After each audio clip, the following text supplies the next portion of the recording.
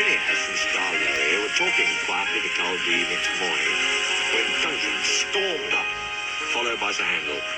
"Hello," chuckled Phineas. "Here we go." "I nearly came off," fumed Duncan. "Those coaches pushed me. The thing controller says they didn't. He says I kept a bad lookout. "We've no money to mend you," he said. "And if it happens again, I'll leave you at the back of the shed." "Why does he always pick on me? It's no fair." Starlow said nothing. He just winked at Phineas. "As you were saying, Caldy," remarked Phineas, "you had 2 coaches on your trial trip. Do you ever take more? Now our line is so steep that we're only allowed 1. We each have our own. Mine's called Catherine. I know her well. That's most important." "Why?" asked Sir Handel. "They're only coaches." "Ours," said Caldy, "are something more. You pull your coaches, and you can see ahead. We push ours up, so we can't see. They watch the line for us. The guard watches too, of course. But Catherine's so clever that I know at once if anything is wrong." "That must take a load off your mind," said Starlow. Caldy smiled. "But not off my buffers. Climbing's hard work and needs a lot of steam. My farm and I have a tiring time.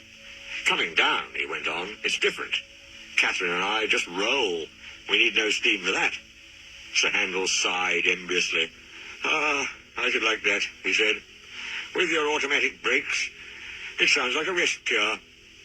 "That," replied Caldy, "was just the mistake poor Godred made." "Who?" asked the little engines. "Is Godred."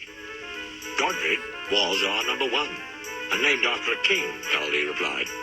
"Perhaps that went to his smoke box and made him conceited. He'd never keep a good lookout. He'd roll down the line looking anywhere but at the track."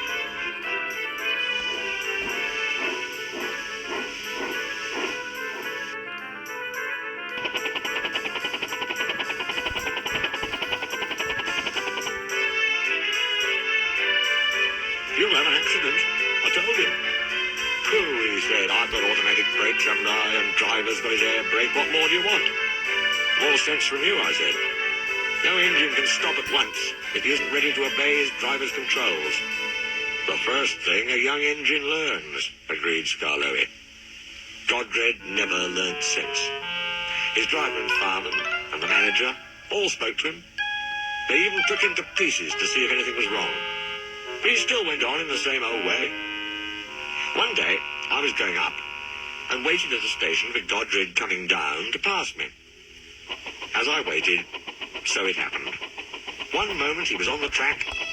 The next, his driver and fireman jumped clear as he rolled over.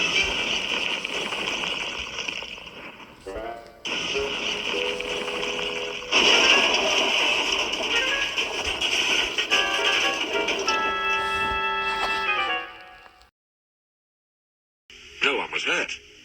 His coach stayed on the rails and the guard braked her to a stop. They brought Godred home next day.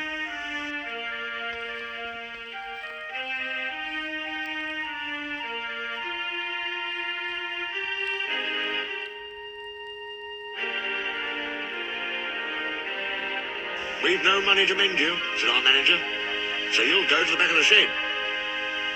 As time went on, poor Godred got smaller and smaller till nothing was left.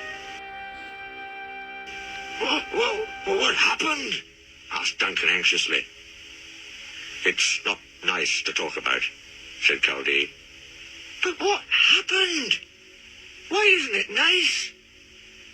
"Our drivers used Godred's parts to mend us," answered Caldy mournfully.